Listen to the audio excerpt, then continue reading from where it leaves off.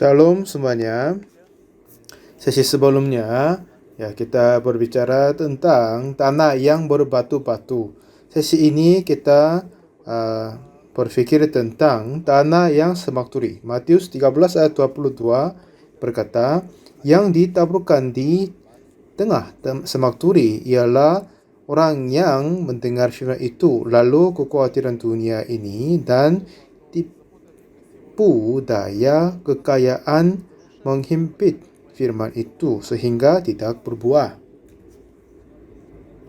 Jadi seperti sesi sebelumnya, tanah yang berbatu-batu, oleh sebab itu susah untuk berakar. Tapi tanah yang semakturi memang benihnya telah ditaburkan di tanah,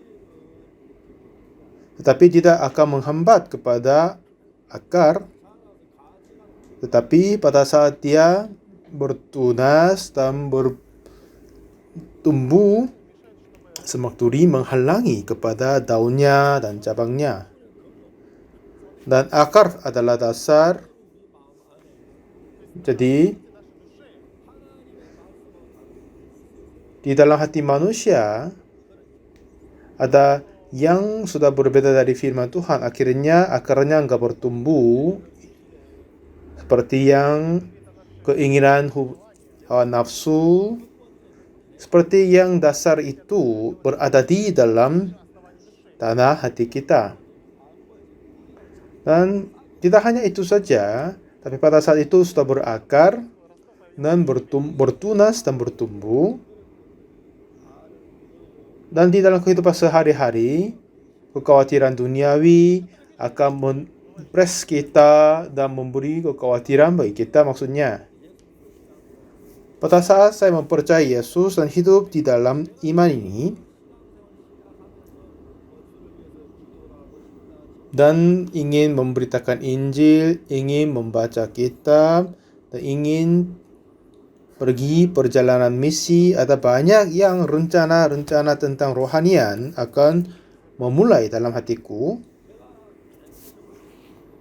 Pada saat tahun 76, saya memulai sekolah misionaris. Waktu itu memang saya ingin sekali membuka sekolah misionaris. Walaupun begitu, dan bagaimana saya bisa memulainya, saya itu enggak tahu. Setelah saya mengetahui tentang Injil Yesus, itulah indah sekali. Tetapi akhirnya saya menemukan bahwa saya memberitakan Injil bersendiri itu ada pembatasan. Jadi sebanyak mungkin hamba Tuhan memulai berkembang dan memberitakan Injil seluruh dunia itu kelihatannya baik. Jadi yang penting saya berpikir adalah harus mengajar jemaat yang mendapat keselamatan Tuhan untuk menjadi hamba-hamba Tuhan. Jadi tahun 76 kami memulai sekolah misionaris. Tetapi sebelumnya, 2 tahun sebelumnya, tahun 74 saya dapat anak kedua yang laki-laki. Dan itu zaman itu gerejaku seperti yang gereja kecil, cuma 20-30 jemaat saja. Dan juga ada banyak waktu tersisa bagiku. Waktu itu setiap hari pagi-pagi saya bangun dan membaca kitab seterusnya. Dan setelah makan sarapan dan sepanjang jam pagi terus baca kitab. Dan tahun 74, 75, 76 saya selalu membaca ke 5 buku dari Musa, Kejadian, Keluaran, Imamat, Bilangan, Ulangan.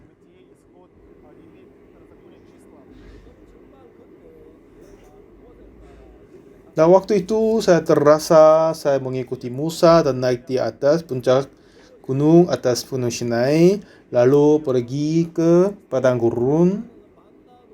Dan dalam hatiku makan manna juga. Dan juga melihat air keluar dari batu. Seperti saya terasa begitu, hatiku masuk pendalaman di 5 kitab dari Musa. Waktu itu Tuhan memberi banyak anugerah bagiku. Dan mulai saat itu saya memberitakan banyak ceramah tentang Kejadian. Saya suka membaca Kejadian dan suka memberitakannya. Dan betapa indah dan menarik kelima kitab dari Musa dan sangat-sangat berharganya. Selalu saya membaca kitab Kejadian, saya terharu olehnya. Pada saat saya membaca hukum Taurat dan Tabernakel yang Keluaran, menyampaikan aku seperti memberi tempat istirahat di bawah pohon, terasanya begitu. Dan setelah diciptakan Tabernakel masuk ke dalam imamat, terasa heran juga. Karena sudah lama sekali saya terasa sulit karena permasalahan dosa dan ingin sekali menerima pengampunan dosa. Tapi pada saat membaca kitab imamat, indah sekali. Pada saat Musa membawa 2 batu loh yang tertulis hukum Taurat di Keluaran, kan? Waktu itu mereka diterima hukum Taurat, tetapi pada saatnya mereka membuat lembu emas dan sujud menyembah kepadanya. Dan jangan ada padamu Allah lain, jangan mengadakan patung kepadamu. Tapi mereka sudah melanggarkannya. Jadi Musa pun tidak tahu apa yang dia harus melakukan. Lalu dia memecahkan loh batu yang tertulis hukum Taurat itu. Lalu siapa yang pihakku, mari kemari. Jadi orang-orang Lewi datang kepadanya. Jadi kalian pergi sini dan sana membunuh orang saudaranya. Pada saat itu dengan pedangnya 3.000 orang mati. Dan besok hari Musa naik ke puncak lagi. Dan dia berdoa kepada Tuhan. Tuhan, tolong ampunilah dosa mereka, atau mencabut namaku di kitab kehidupan. Kami sudah berbuat dosa yang membuat Allah lain, patung yang lain. Walaupun 3.000 orang mati di sana, tapi mereka masih kurang tahu bagaimana mereka dapat menerima pengampunan dosa. Waktu itu mereka masih mempunyai kemah pertemuan dan sudah Tuhan bersama dengan mereka. Tetapi di situ masih belum ada mesbah, masih belum ada tabut perjanjian, masih belum ada tutup pendamaian. Hanya turun hukum Taurat, jadi terbuka dosanya, jadi mereka menjadi orang berdosa. Tetapi mesbah yang mengampuni dosa mereka tidak ada, masih belum ada. Jadi Musa langsung memanggil Oholiab dan Bezalel, lalu menyuruh dia membuat mesbah dan bejana pembasuhan dan ke tempat kudus dan tempat maha kudus, tabut perjanjian, tutup pendamaian dan yang lain-lain semuanya.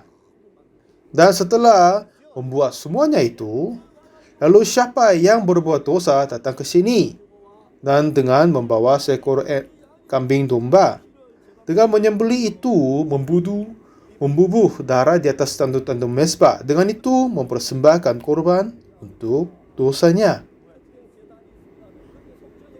Jadi ada yang berpikir, iya pada saat itu sudah ada, jika sudah ada mesbah, jika sudah ada tutup pendamaian, ayahku tidak perlu mati. Jadi pada saat mereka sujud menyembah kepada lembu emas, hanya mereka mempersembahkan korban karena pengampunan dosa seluruh orang Israel. Mereka dapat diampuni, tetapi oleh sebabnya mesbah masih belum ada, mereka harus dihakimi. Jadi seperti yang begitu, selama saya membaca Kejadian, Keluaran, Imamat, saya terasa senang dan berbahagia. Saya juga orang yang banyak berdosa. Jika saya tidak dapat menghapus dosa ini, apa yang terjadi? Akan menerima hukuman yang selama-lamanya. Tetapi Yesus menjadi korban pengampunan dosaku. Dia sendiri menjadi mezbah untuk pembakaran. Dia sendiri menjadi korban pengampunan dosa untuk kita. Oleh sebab itu, dosa kita diampuni. Itulah hal-hal yang indah dan heran sekali. Dan yang lebih heran adalah, saya pun oleh darah Yesus Kristus, oleh darahnya telah dibubuh di atas tanduk-tanduk mezbah yang di atas kayu salib. Aku pun telah menerima pengampunan dosa. Jadi, ingin mau menyampaikan ini kepada banyak orang. Tapi dengan diri sendiri susah kan? Jadi untuk mengajar ini kepada banyak jemaat, untuk memberitakan di seluruh dunia, mau mencetak buku, mau membangun stasiun saluran, dan mengutus misionaris. Dan pada saat mereka semua terima keselamatan Tuhan dari seluruh dunia, saya dapat terdengar itu pun menjadi berbahagia. Dan untuk itu harus memulai sekolah misionari. Tetapi tempat gereja kami hanya satu tempat yang sepi. Bagaimana mungkin bisa memulainya? Susah sekali, saya rasa gitu. Terlihat susah dan seperti mustahil. Tapi setiap saat saya berdoa, sepertinya Tuhan suruh memulai sekolah misionari. Tapi saya kira tidak bisa Tuhan. Tapi Tuhan tidak bisa omong lagi, kiranya mungkin Tuhan lupa, saya akan melewatinya. Dan setiap saat saya berdoa ulang, Tuhan tetap ingatkan saya memulai sekolah misionari. Ini suruhan Tuhan buat saya mulai sekolah misionari. Tapi setiap saat saya berpikir itu khawatir sekali. Bagaimana mungkin saya dapat memulainya begitu? Jemaatnya hanya beberapa saja. Bagaimana rekrut siswanya? Bagaimana kumpulkan mereka? Kiranya terus gitu. Lalu akhir-akhirnya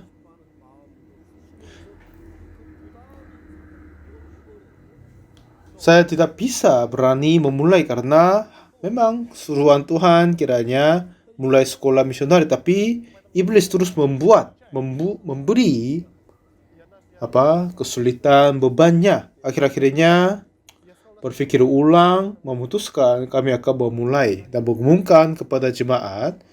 Jemaat terasa kaget. Ada apa sekolah misionari? Bagaimana kami melayaninya? Di mana makannya? Di mana tidur mereka? Jadi semua tidur di tempat ibadah, makan di tempat ibadah juga. Dan katanya pendeta juga sering lapar. Bagaimana kasih makan kepada siswanya? Memang kata jemaat itu benar sekali. Tetapi kami tidak hanya memulai karena sudah cukup syaratnya. Kadang kami lapar, tidak bisa makan, dan sulit juga. Tetapi akhir-akhirnya kami memulai sekolah misionaris. Awalnya 3 laki-laki siswa, 2 perempuan, jadi 5 orang memulai bersama. Dan setelah memulai itu, orang masuk ke sana. Jadi kadang ibunya dari murid datang, ini tempatnya apa? Apakah ini sungguh sekolah? Mereka terkaget dan marah-marah. Dan kadang ada seorang ibu datang, katanya, di mana sekolahnya? Oh, ini tempatnya. Apakah ini sekolah? Dia tanya. Tinggal di mana? Oh, tinggal di sini. Makan di mana? Makan di sini. Jadi ayo kita pergi aja. Ini bukan sekolah. Jadi hal-hal yang seperti begitu banyak terjadi. Jadi saya terasa tidak suka hal itu terjadi. Saya pun ingin menjadi damai. Saya ingin menjadi seperti kaya. Saya tidak mau anak-anakku lapar, kesulitan bagi istriku. Saya pun yang mempunyai hati begitu. Tetapi dengan hati itu tidak bisa melayani sekolah misionaris. Lalu Kesulitan berada di dalam hatiku. Banyak sekali tengkar di dalam hatiku. Pada saat saya memulai sekolah misionaris, bukan saya penuh dengan semangat, jadi saya mulai sekolah misionaris. Tetapi aku kalah dari Tuhan, akhirnya harus dimulai. Kiranya Tuhan lupa untuk melewatinya, tetapi beberapa bulan kemudian pada saat saya berdoa, Tuhan ingatkan, mulailah sekolah misionari. Oh Tuhan, sudah bisa, sudah enggak bisa. Bagaimana mungkin saya memulainya? Saya tidak bisa, tidak sama sekali bisa buatnya itu. Itu selalu saya berpikir begitu, itu mustahil. Kalau begitu, iya Tuhan diam beberapa saat lagi. Kiranya Tuhan lupakan. Tetapi beberapa bulan kemudian berdoa, Tuhan akan ingatkan lagi. Akhir-akhirnya saya kalah dari Tuhan, harus memulai sekolah misionaris. Dan fakta yang ternyata adalah duri yang berada di dalam hatiku itu, yang kekhawatiran duniawi atau keinginan-keinginan keuangan, itu memang tetap ada. Jika aku dipres olehnya, kalah oleh itu, aku tidak bisa melakukan apa-apa. Oleh sebab itu, saya tidak bisa melakukan apa-apa, tetapi selama saya memandang kepada Tuhan, semuanya tidak akan menjadi masalah. Satu ketika, ada satu hal terjadi, sedikit tengkar sama istriku. Oleh sebab itu, saya merasa sangat kecewa. Salah satu alasannya suka sekali sekolah misionaris adalah sebelum memulai itu, setelah sarapan, ada waktu yang bebas, bisa mengurus pekerjaan pribadi. Tetapi oleh sebab sudah ada muridnya, jadi setelah makan harus ajar kepada mereka. Jadi, waktu itu saya kira, sekolah misionaris ini saya tidak bisa lanjut. Aku mengakhiri hari ini. Dengan pikiran itu, saya datang di sekolah misionaris dan untuk sebelum ajarnya harus kasih tahu. Kami akan tutup, kalian akan keluar. Tapi setiap murid saya melihat, saudara ini meninggalkan pekerjaan yang bagus, tapi masuk ke sini. Yang saudara ini yang lain, walaupun keluarganya tidak suka masuk ke sekolah misionari, tapi dia masuk. Jadi mereka semua meninggalkan semua yang lain dan masuk ke ini. Jadi itu sayang sekali. Jadi seharusnya memberi pengumuman, mulai hari ini aku tutup, jadi semua harus pulang. Tapi itu terlalu kejam kepada mereka kiranya. Kiranya mereka pun berputus asa. Akhirnya saya berpikir, mungkin lebih baik saya sampaikan satu sesi pembelajaran kitab, lalu akan kasih tahu. Dan sebelum saya mengajar siswa, tapi memang tidak mau lagi kan. Lalu sering saya mengajar kejadian dan suruh mereka membaca satu ayat demi satu ayat ganti-gantian. Dan semua saudara membacanya.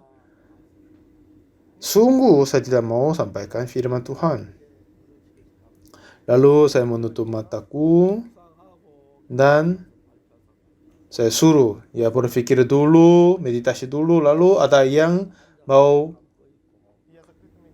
kasih presentasi, silakan. Jadi beberapa saat lagi seorang murid memulai berkata tentang firman-Nya. Memang waktu itu aneh sekali, semua orang berkata yang sudah bersalah dari kitab. Waduh, kenapa betapa bodohnya mereka? Kenapa mereka mengerti seperti begitu? Yang lain biar dia berkata, dia pun berkata yang salah sekali. Jadi saya merasa marah. Lalu saya berdiri.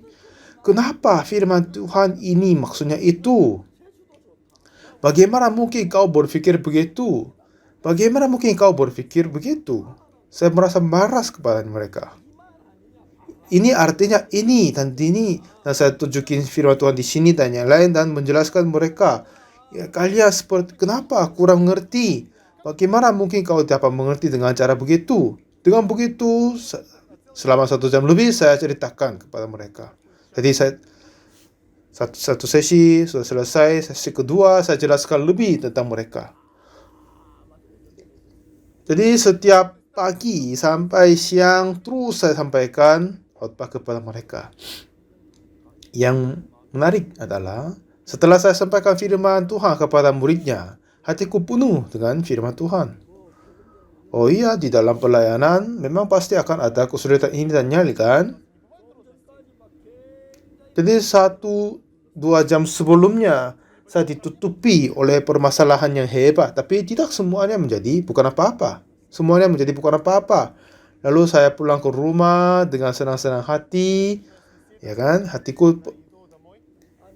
Hatiku senang, diperbarui senang, tapi istriku masih marah. Jadi saya merasa sayang kepada istriku juga. Pada saat saya mempunyai beberapa masalah, jika setelah menyampaikan firman Tuhan, semuanya sudah selesai, tetapi istriku masih ada di dalam kesulitan kan? Jadi seperti yang tadi, kekhawatiran dunia atau keinginan untuk keuangan semuanya itu dikeluarkan oleh Tuhan. Jadi kepada kita juga seperti ditaburkan di tengah semak duri. Oleh sepertinya duri itu, kekhawatiran dunia, permasalahan ini dan yang lain, kiranya kami tidak akan mungkin seperti benih itu dan tunas itu tidak bisa bergerak karena duri di sini dan di sebelah kiri dan kanan semuanya penuh dengan durinya. Jadi menganggap ini masalah, yang lain menjadi masalah, ini adalah duri yang ini, duri yang lain, semuanya terasa kesulitan. Tapi Yesus berkata apa? Aku seperti mengutus domba-domba kepada serigala. Dan juga dia memberi kekuatan untuk mengalahkan serigala juga kan? Seperti Tuhan berkata, aku mengutus dombaku kepada serigala. Apakah Yesus mengasihi kepada serigala? Jadi setiap hari saya berikan domba, silakan makan dia. Dengan begitu Tuhan utus kami kepada serigala? Tidak mungkin kan? Tapi Yesus berkata, coba lihat ada banyak serigala di situ kan? Ada ekor domba ke situ. Coba lihat siapa yang menang. Ya sudah sungguh ya. Domba telah masuk ke dalam serigala. Seharusnya domba harus mati di situ kan? Seharusnya domba dimakan olehnya. Harusnya dimakan oleh banyak serigala itu, tapi terjadinya apa di sana? Ya, siapa yang bunuh, siapa yang mati adalah serigala kan? Domba tetap hidup di situ, domba tetap selamat. Coba lihat. Seperti Saul mau membunuh Daud. Seperti Daud serigala, Daud seperti domba. Siapa yang mati akhir-akhirnya? Coba lihat dengan baik-baik. Kelihatannya Daud akan mati, tetapi dia tidak akan mati. Coba lihat lagi. Ya, Daud sungguh tidak akan mati. Yang matinya Saul. Nah, coba lihat itu. Seperti lihat ini. Semua yang serigala mati, bukan domba, ya kan? Seperti begitu dikasih lihat. Jadi iya memang ada duri, nggak apa-apa. Karena Tuhan akan mengendalikannya. Aku sungguh percaya seperti Tuhan pakai mahkota duri. Kenapa Tuhan pakai mahkota duri? Seperti di Kejadian, setelah Adam berbuat dosa, katanya semak duri akan lumpur duri menjadi hasilmu. Jadi hasil kepada orang yang mengalahkan dan menolak Tuhan adalah semak duri dan rumput duri. Kenapa Yesus pada saat dia mati di atas kayu salib pakai mahkota duri? Karena di situ selesaikan duri juga. Jadi semak duri, rumput duri untuk menusuk kita yang berdosa. Tetapi untuk Tuhan pakai mahkota duri, dan semua yang kita ditusuk, semua kesulitan yang kita harus mengalami, kesulitan penderitaan yang kita akan mengalami, semuanya akan tetap dihapuskan oleh Yesus. Semuanya telah dihapuskan oleh Yesus. Jadi semua hal-hal yang terjadi heran sekali. Ini apa yang maksud Yesus kepada kita. Betapa herannya kan? Oleh sebabnya itu, Tuhan telah membuat kita dapat mengalahkan durinya. Jadi pada saat kita melihat duri, kita terasa takut. Tetapi duri ini juga, untuk ini juga Tuhan mati atas kayu salib telah menyelesaikannya. Tuhanlah yang akan membersihkan. Tuhan akan menyelesaikan. Terima kasih banyak kan? Dan dengan itu Tuhan biarkan kita hidup di dalam kebahagiaan. Oleh sebab itu Tuhan telah membantu benihnya akan bertumbuh baik di dalam hati kita. Saya tidak bisa menyatakan betapa berterima kasih kepada Tuhan. Sungguh kita diberkati melayani Tuhan di dalam Injil yang berharga ini. Terima kasih banyak. Sampai ketemu sesi berikutnya.